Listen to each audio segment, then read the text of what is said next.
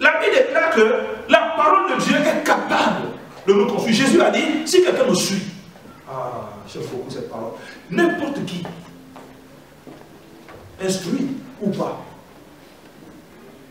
sage ou pas, si tu suis Dieu dans la vie déclare, Jésus dit, si quiconque me suit ne marchera pas dans les ténèbres. C'est impossible.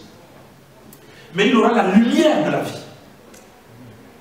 La lumière de la vie, c'est important. C'est quoi être vraiment enfant de Dieu? C'est quoi être croyant? C'est quoi être chrétien? Comment on peut faire pour partir maintenant que nous avons accepté Jésus-Christ et nous élever, les élever avec lui pour avancer? Parce qu'un enfant de Dieu ne reste pas le même chaque fois. Si tu as accepté Jésus-Christ dans ta vie, c'est que tu augmentes, c'est que tu montes. Tu ne peux pas rester le même. Chaque jour, Dieu t'apporte grâce. La Bible dit, dans le livre des Lamentations, la Bible dit, les bontés de l'Éternel se renouvellent chaque matin. Chaque matin. Amen. Quand tu te lèves le matin, tu vas faire tes cours, tu reviens, tu dors, tu te réveilles l'autre matin. Chaque matin, les bontés de l'Éternel se renouvellent pour toi. Pourquoi? Parce que la fidélité de Dieu est grande. Et nous sommes en Christ, c'est pour avancer avec lui. Donc, moi je vous dis, j'ai écouté un prédicateur qui disait une chose magnifique. C'est qu'il y a 3 types de personnes dans le Seigneur Jésus-Christ. Il y a 3 types de croyants, il y a 3 types de chrétiens.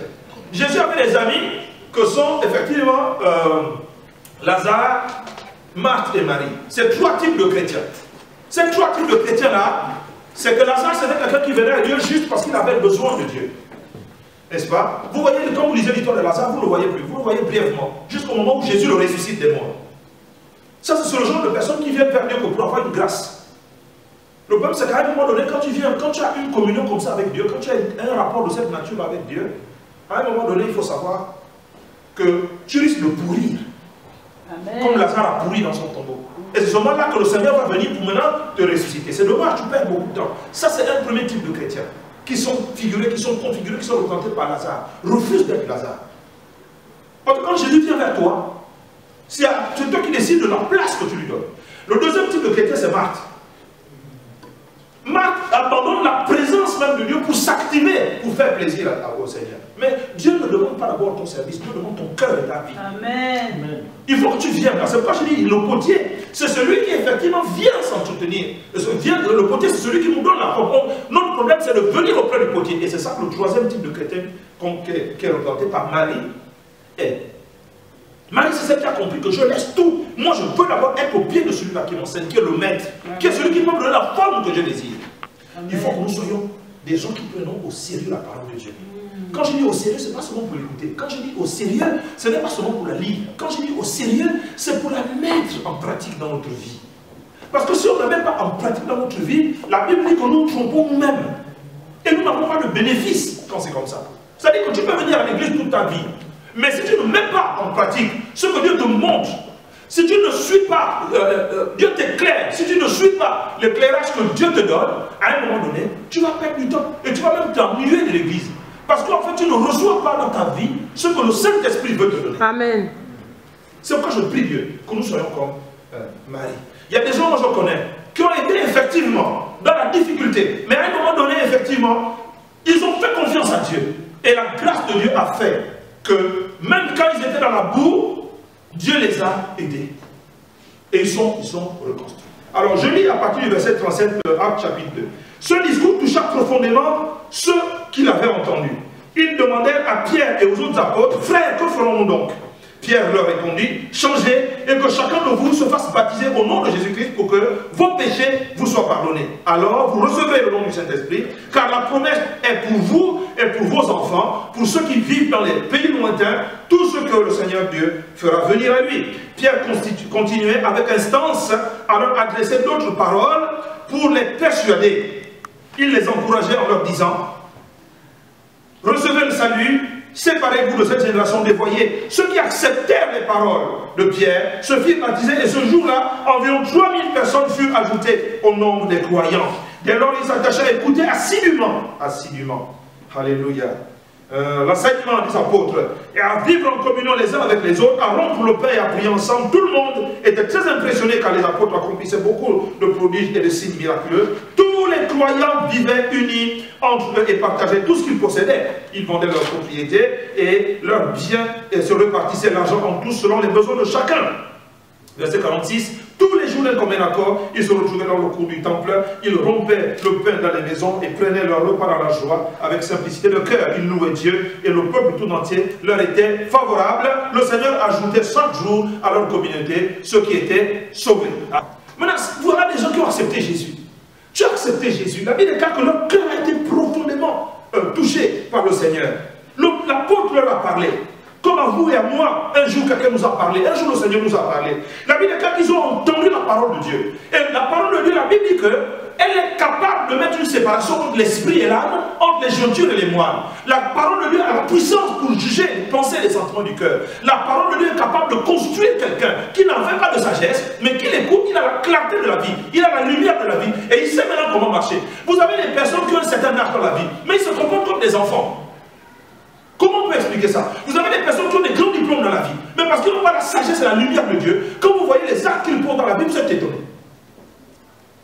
Vous êtes surpris, parce qu'ils n'ont pas la lumière de la parole de Dieu. C'est vrai, c'est vrai. Donc nous avons besoin effectivement de nous éclairer de la parole de Dieu. Voilà pourquoi David dans les psaumes il dit, ta parole est une lampe à mes pieds. Ta parole est une lampe. Dans ce monde-là, c'est un monde de ténèbres. C'est un monde où le diable est le Dieu de ce monde. Dit 2 Corinthiens chapitre 4, verset 4. Nous avons donc besoin dans ce monde de ténèbres de pouvoir effectivement avoir la lumière de Dieu pour éclairer notre chemin. Amen. Elle est une lampe à notre pied, elle est une lumière sur notre sentier. Donc nous avons la lumière nécessaire pour marcher dans la clarté. Pour que les obstacles qui sont devant nous, on sache les éviter. Même nous les humains, on n'accepte pas de vivre dans une pièce où la nuit tombée, il n'y a pas de lumière. Parce que tu ne vois rien, tu ne vois pas d'obstacle, tu ne vois même pas le danger qui peut être là juste à côté de toi. Mais dans le spirituel, c'est pareil. Que tu sois conscient de ça ou pas, que tu sois chrétien ou pas, il y a la lumière de la vie, il y a les ténèbres dans la vie. Donc Jésus a dit, pour être éclairé, il faut me suivre. Et celui quiconque dit le Seigneur va me suivre, aura la lumière de la vie. La Bible déclare que lorsque l'apôtre Pierre a prêché, n'est-ce pas, à ceux qui étaient là, la Bible dit qu'ils ont eu le cœur profondément touché. Il faut choisir dans ta vie quel type de sol tu es pour Dieu. Est-ce que tu es quelqu'un qui fait que quand on t'enseigne la parole de Dieu, elle tombe sur les épines, les soucis de ce monde, qui étouffe la parole de Dieu, et donc qui empêche la parole de Dieu de croire en toi? Ou alors la parole qui est semée dans ta vie, elle tombe sur un terrain qui est rocailleux, qui est pierreux, de façon à ce que sur le territoire de ton cœur, les pierres empêchent la parole de Dieu d'avancer, les plaisirs de ce monde. Tout ce qui te sépare du Dieu vivant. Ou alors, ne sois pas quelqu'un qui entend la parole, et quand il sort d'ici, les oiseaux viennent picorer. Les oiseaux, ce sont les démons qui ont la capacité, une fois que tu sors d'ici, si ton cœur n'a pas été ouvert à la parole de Dieu, ils vont piquer, ils vont lever ce qu'ils t'ont donné. C'est pourquoi je vous dis même dans cette église, attention à l'activisme. Ça veut dire que tu fais tout pour servir Dieu dans l'église, mais quand on adore Dieu, ou quand on pêche la parole de Dieu, tu es occupé à autre chose. Même si tu me regardes, mais tu es occupé, dans ton esprit, tu es occupé à autre chose. Ça, c'est les oiseaux qui viennent voler ta bénédiction. Tu ne peux pas être en train d'écouter la parole de Dieu et être occupé à autre chose. Je ne comprends pas cet esprit. Parce que tu te prives de la parole de Dieu, tu te prives de la grâce que Dieu infuse par la parole de Dieu. Il faut qu'on soit sage et intelligent, mon Dieu. Et là, la Bible dit qu'eux, ils ont été le quatrième type de sol, c'est-à-dire ils ont reçu la parole sur la bonne terre. Donc ils ont été profondément touchés. Et donc ils ont donné leur cœur au Seigneur Jésus. Mais quand ils ont donné leur cœur au Seigneur Jésus, ils ont pris une décision, c'est celle de marcher avec lui. La plupart des gens sont dans l'église et ne voient pas la bénédiction de Dieu dans leur vie parce qu'ils ne sont pas sincères avec Dieu. Leur cœur n'est pas profondément touché. Et c'est toi qui décides de faire en sorte que ton cœur soit profondément touché par la vérité de Dieu. Amen. Parce que la vérité, c'est celle qui t'éclaire chez le potier. Il n'y a pas d'autre endroit. Voilà. Tu veux réussir, tu veux percer, tu veux avancer, va chez le maître. Va chez celui qui peut te donner une forme différente maintenant. Parce que c'est quand tu es sérieux avec Dieu, quand tu es sérieux avec Dieu, Dieu va agir dans ta vie pour te donner la forme qui lui plaît. Et cette forme-là, c'est la bonté, c'est le bonheur, c'est la percée, c'est la réussite, c'est le succès, c'est l'élévation. Quand on vient chez lui, on gagne toujours quelque chose. Voilà pourquoi la Bible dit que quand nous nous réunissons comme ça au nom de Jésus, c'est pour devenir meilleurs. Alléluia. Soyez attentifs à la parole de Dieu. Quand on se réunit comme ça, c'est pour devenir meilleur.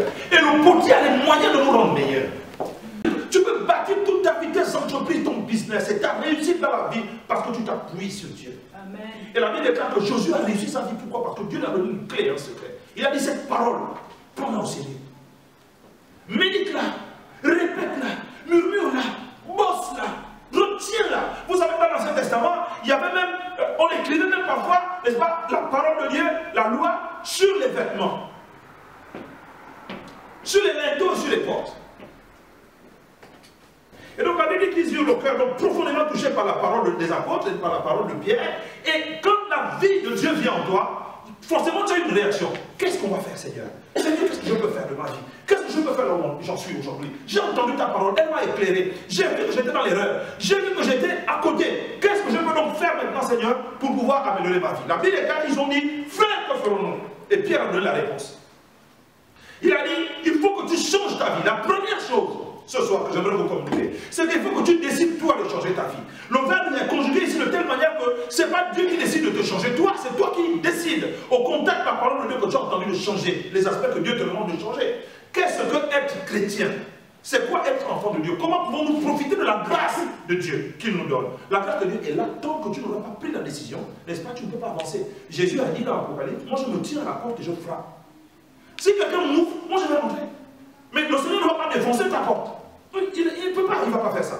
C'est lui qui frappe à ta porte par sa parole. Si tu écoutes et que tu dis, tiens, c'est le Seigneur, c'est la parole du Seigneur, j'ouvre la porte grandement pour qu'il entre dans ma vie, dans mon cœur, et qu'il m'annonce ce qu'il a annoncé, tu seras béni. Tu seras élevé. Amen. Tu vas progresser. Qu'est-ce que l'homme cherche dans la vie? Il cherche la gloire, il cherche l'élévation, il cherche le bonheur. Mais tout ça, c'est entre les mains de Dieu. Mais si on ouvre la porte à Dieu et que Dieu entre dans notre vie elle change. Il faut que ta vie change au contact de la part de rien. Frère, que ferons-nous? Dieu leur a donné la solution. Il a dit, première solution, premier élément, il faut que tu changes.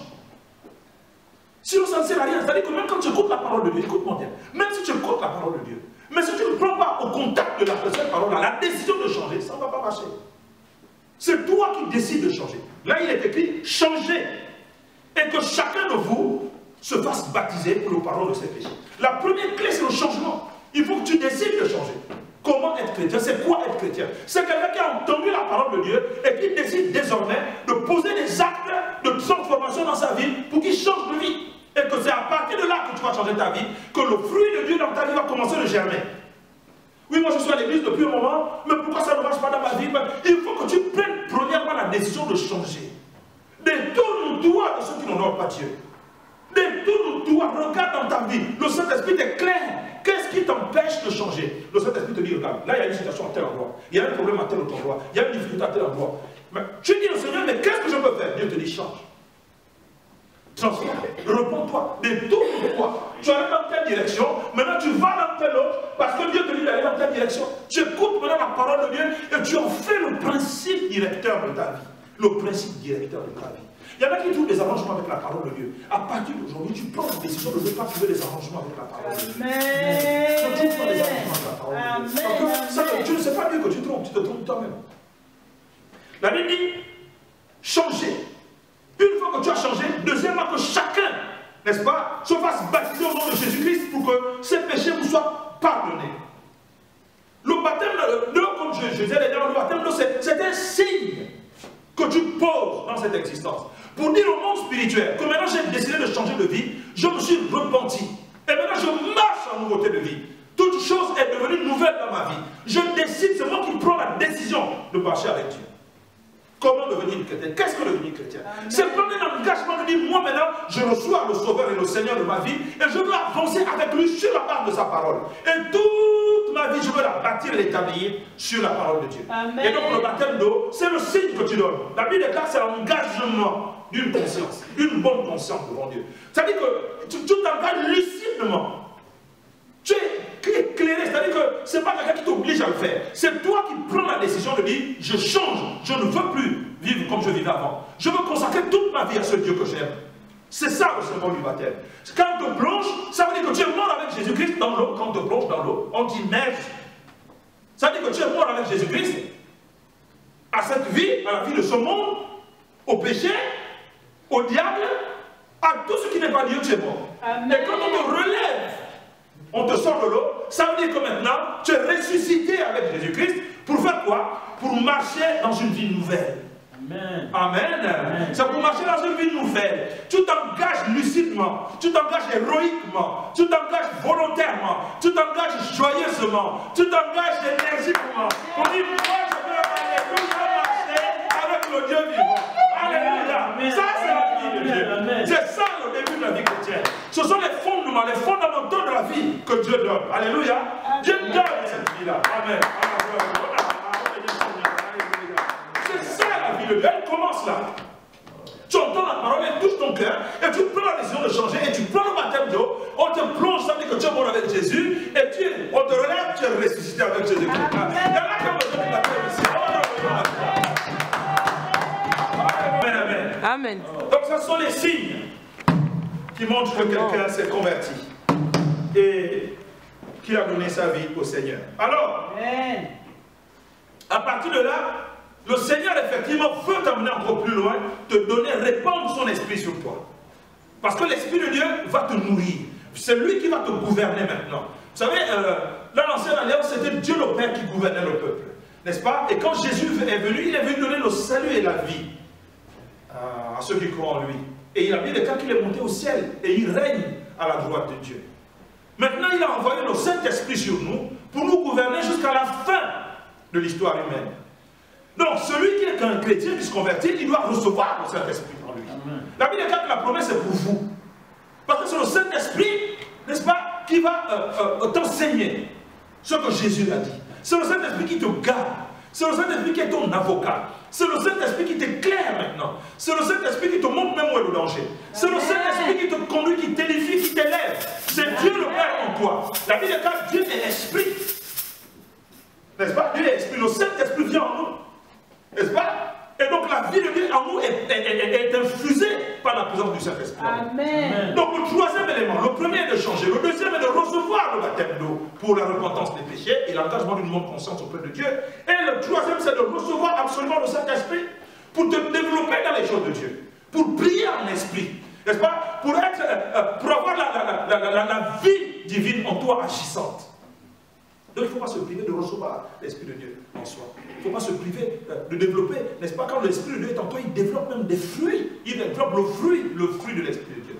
C'est-à-dire qu'il développe la nature de Dieu en toi. La paix devient ton partage. L'amour de Dieu vécu en toi devient ton partage. Et si tu aimes Dieu, tu vas forcément aimer ton semblable. Et si tu aimes ton semblable, tu ne vas pas lui vouloir du mal. Tu ne vas pas vouloir dire des méchancetés sur lui. Tu ne vas pas vouloir effectivement lui, être en guerre avec lui. Parce que ce que l'Esprit de Dieu produit en toi et en moi, c'est la paix. Amen. Tu aimes être en paix. Si l'autre t'a même fait du mal, tu as envie de pardonner. Voilà. L'autre te fait du mal, tu vas pardonner. Parce que la vie de Dieu est en toi. N'est-ce pas? La joie de Dieu te caractérise. La joie de Dieu, elle est infusée dans ton esprit. La patience, tu deviens au fur et à mesure patient. Ça ne va pas se faire le même jour. Mais puisque tu as reçu la vie de Dieu en toi, l'Esprit de Dieu en toi, petit à petit, les choses vont changer. C'est ça, devenir chrétien. Si tu étais dur de cœur, ton cœur commence à devenir mou. Si tu passais ton temps à descendre les autres, à les critiquer, à dire du mal des autres, petit à petit, ces choses changent. Si tu étais quelqu'un de nerveux, tout le temps en colère, le Saint-Esprit t'apprend que doucement, maintenant maîtrise-toi. La colère de Dieu, la colère de l'homme ne remplit pas la justice de Dieu. C'est-à-dire que la nature de Dieu va commencer à se créer en toi, petit à petit. C'est ça le fruit. Le fruit, c'est quoi? C'est une plante qu'on a semée. On a semé un grain. Et quand la plante germe, elle atteint un certain âge, elle commence à produire du fruit. Et le fruit est visible de tout le monde. C'est pourquoi Jésus a dit, on ne peut pas, un arbre qui produit un type de fruit ne peut pas produire tel autre fruit. Un manguier ne peut pas produire des goyaves. N'est-ce pas? Amen. La nature de Dieu en toi, elle va être visible. Et il faut qu'on apprenne à être chrétien. Parce que c'est que le fruit, c'est que le Saint-Esprit produit en nous. Vous savez, je vais dire les choses différemment. Lorsqu'on n'est pas croyant, lorsqu'on n'est pas chrétien, ou lorsqu'on devient chrétien, c'est-à-dire qu'on accepte Jésus, mais on ne prend pas la parole de Dieu au sérieux en nous. Qu'est-ce que ça produit en nous? C'est la nature humaine. C'est ceux qui contestent Dieu. C'est ce que la Bible appelle la chair. C'est quoi? Les violences. C'est quoi? Les magies, les rivalités, les jalousies, l'idolâtrie. La Bible dit même que ceux qui sortent de l'homme, c'est ceux qui souillent l'homme. Qu'est-ce qui sort de toi? C'est les mauvaises pensées. Ce sont les adultères. Ce sont les propos tendancieux. C'est tout ce qui est de nature, n'est-ce pas, à faire du mal. Jésus dit c'est ça qui souille l'homme. Donc quand on prie souvent que le sang de Jésus me lave, Le sang de Jésus doit nous laver de ces choses-là. Et prendre la décision de ne plus marcher comme ça. C'est ça être chrétien. Du coup, c'est quoi? C'est la grâce de Dieu maintenant qui surgit en toi. C'est-à-dire que même si quelqu'un t'a fait du mal, tu es enclin à pardonner. Avant, on te connaissait pas. Celle-là, celle-là, il ne faut pas la toucher. Hein? Parce que celle-là, si tu as affaire à elle, si tu as affaire à elle, tant pis pour toi. Parce qu'elle, elle va se venger. Un enfant de Dieu ne se venge plus. Quand la nature de Dieu est en toi, elle te nettoie. Un enfant de Dieu ne crie plus. Même si tu... La Bible dit, si quelqu'un t'a fait du mal, pardonne.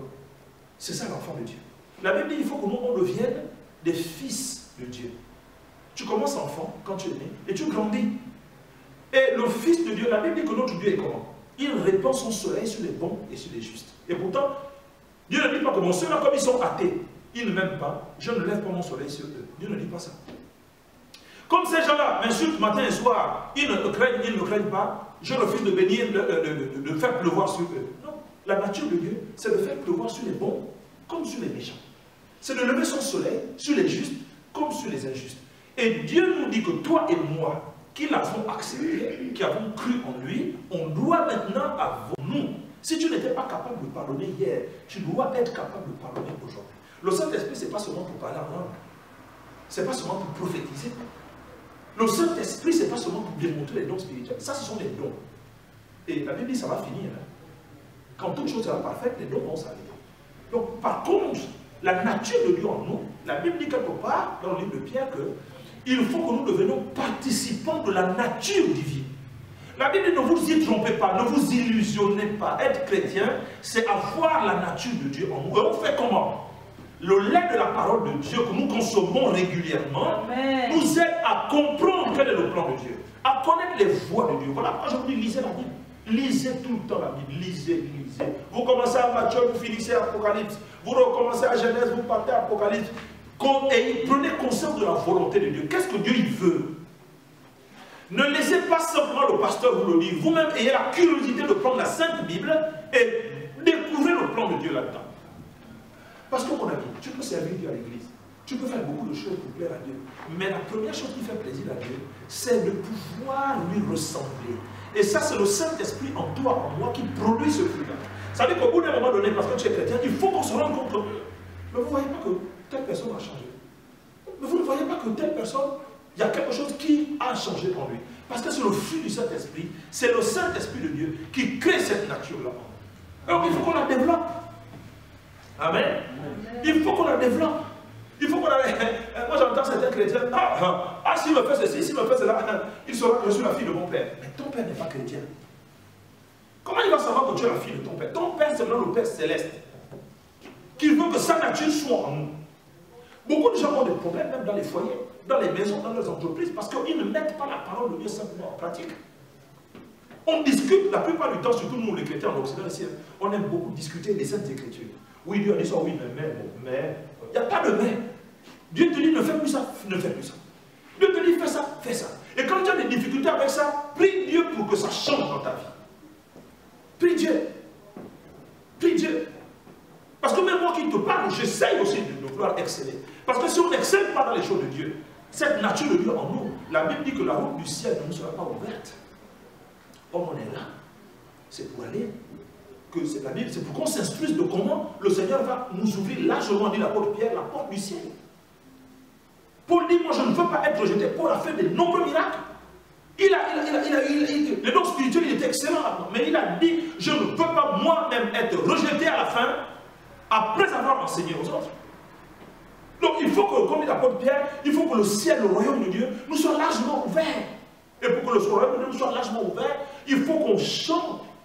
Il faut qu'on s'engage, notre conscience s'engage vers Dieu.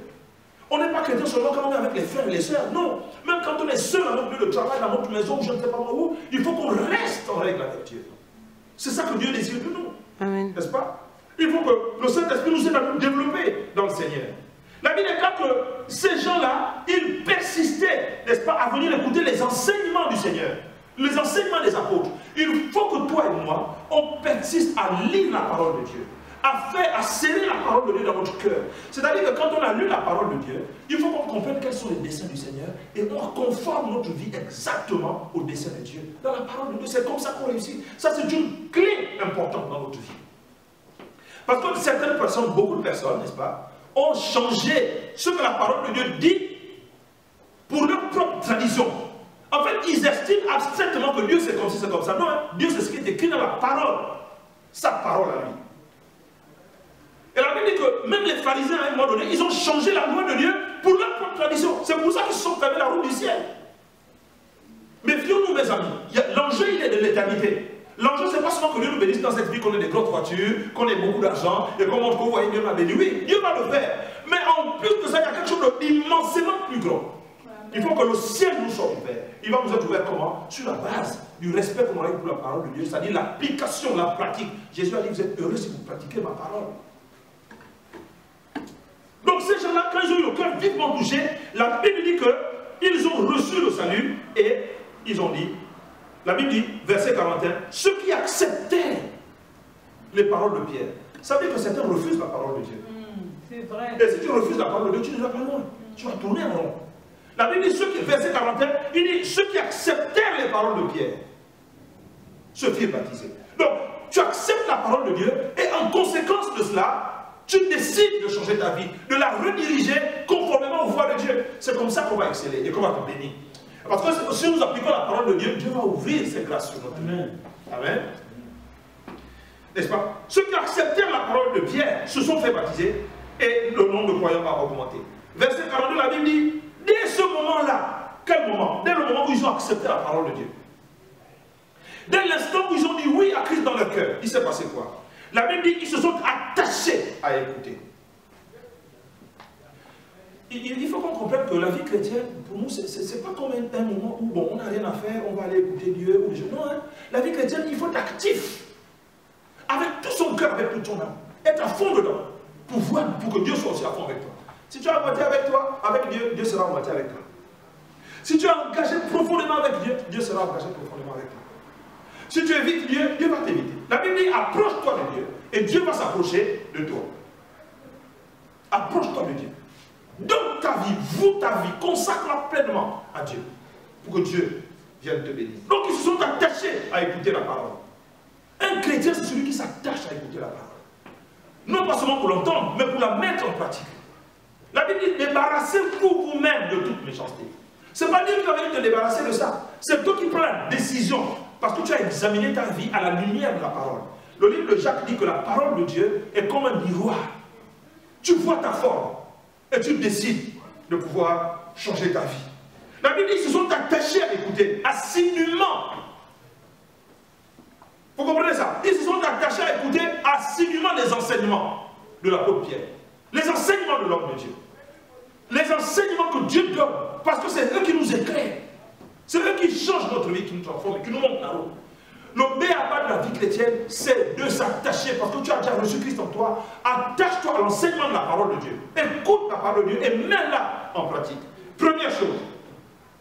Ils sont donc attachés assidûment à écouter l'enseignement des apôtres. Première chose. La deuxième chose, ils ont fait quoi? Après avoir s'être attachés, leur cœur a été touché. Ils ont décidé, nous on veut de ce Dieu-là.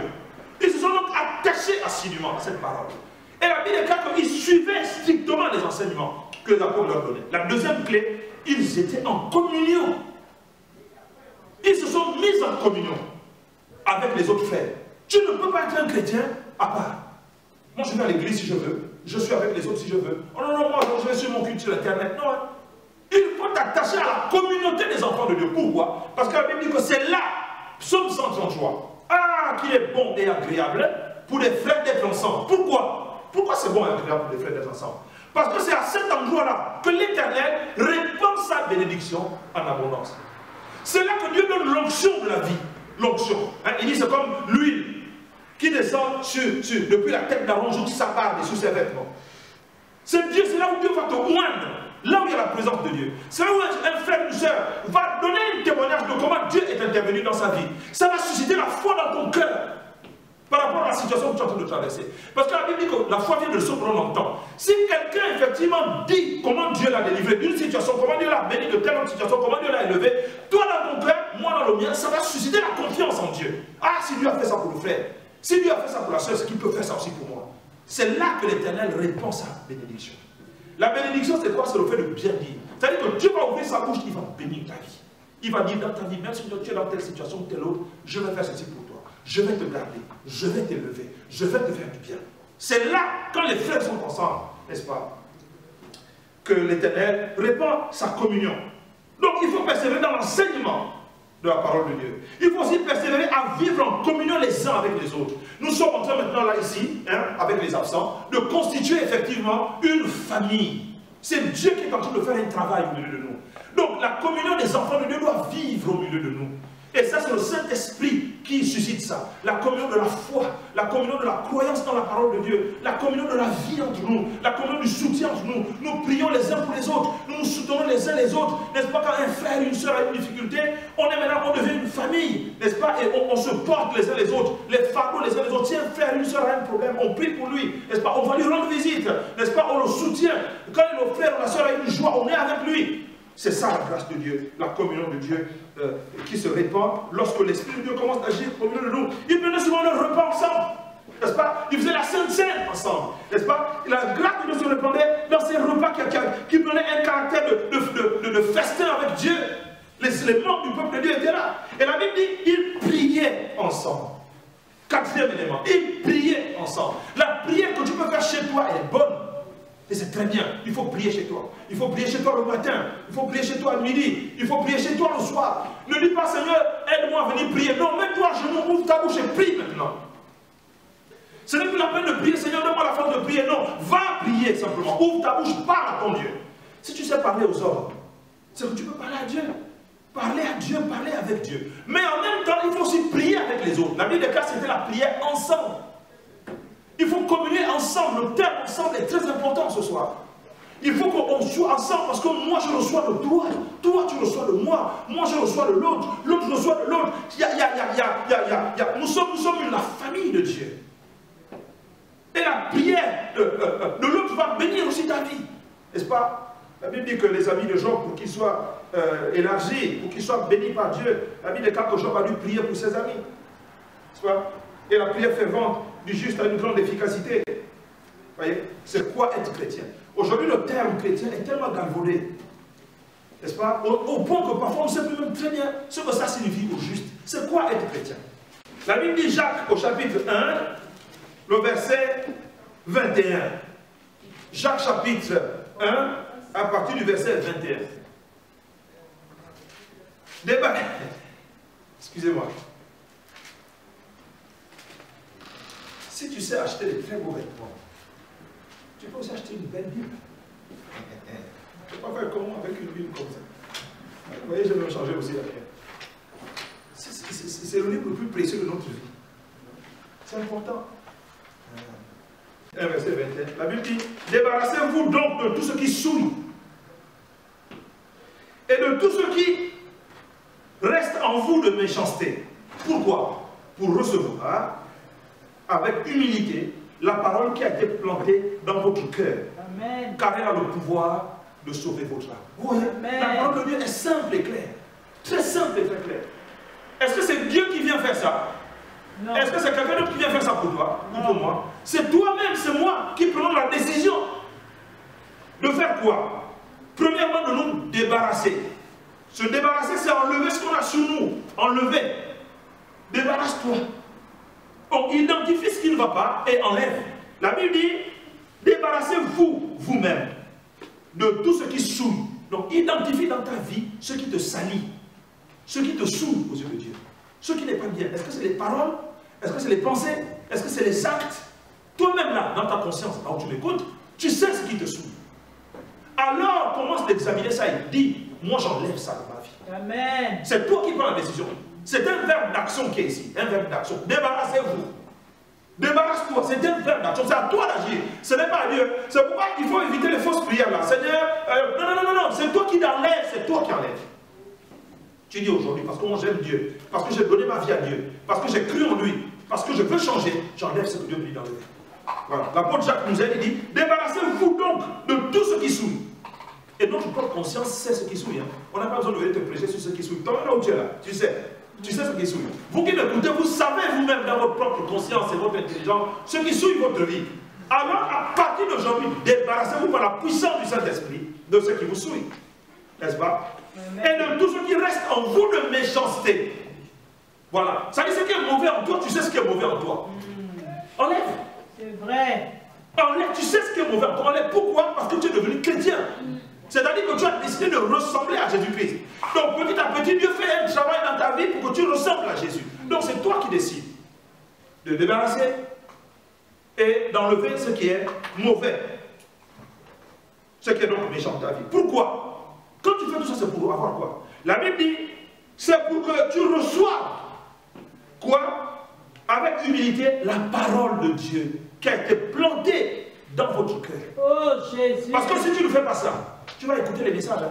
Tu vas lire la Bible, hein. Tu vas aller dans les séminaires, tu vas lire les livres chrétiens, n'est-ce pas? Mais rien ne va changer dans ta vie.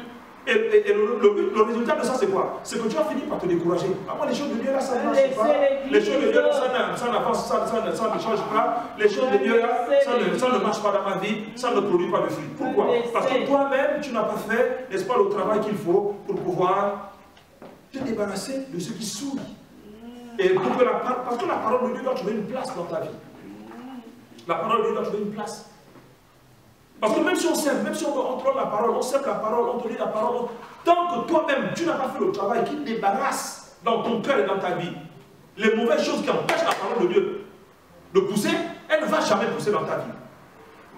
Excusez-moi. Vous n'avez jamais eu des chrétiens, ils sont convertis depuis longtemps. Ils tournent des églises. Ils tournent dans les églises. Ils tournent dans les séminaires. Ils tournent dans les... Mais il n'y a pas de fruit. La vérité. Pas de fruit. Pourquoi? Parce qu'il n'a pas encore compris que c'est lui-même qui doit faire le travail d'enlever ce qui n'est pas bien dans sa vie. C'est lui-même. C'est toi-même qui décides d'enlever ce qui n'est pas bien dans ta vie. Ce n'est pas moi, ce n'est pas le pasteur. Ce n'est pas Dieu. C'est toi qui dis non, non, non, non. Moi, je suis trop méchant. Tout le temps, je frappe ma femme, ce n'est pas normal. Un homme doit aimer sa femme, il ne la frappe pas. Je suis dur avec mes enfants. Alors que parfois, les pauvres ne m'ont rien fait. Amen. Tu dois calmer les choses. Oui, ça ne sert à rien de discuter contre la parole de Dieu, ça ne sert à rien. Il faut l'appliquer simplement pour être heureux. Il y a des gens qui manquent de joie dans leur vie, il y a des gens qui manquent de paix, de bonheur dans leur vie, parce qu'ils passent leur vie à discuter avec la parole de Dieu. Dis-nous tout. tout. Penser que parce que tu viens servir Dieu à l'église, que Dieu va passer, non, hein, ta vie, tu dois la régler. Que tu serves, que tu ne serves pas, tu dois régler ta vie avec Dieu. Amen. Amen. Pourquoi? Pour que la parole qui est plantée, là en ce moment, on est en train de planter la parole dans ton cœur. En ce moment. Donc la parole qui est plantée dans ton cœur, là, elle a le pouvoir de te sauver, de n'importe quelle situation.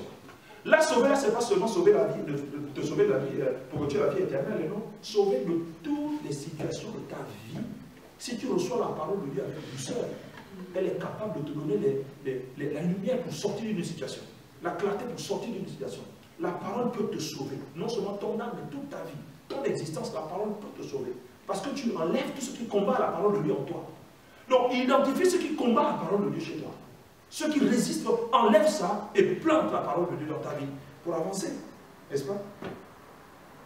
Verset 22, toujours dans le livre de Jacques, la Bible dit, seulement, ne vous contentez pas seulement de l'écouter.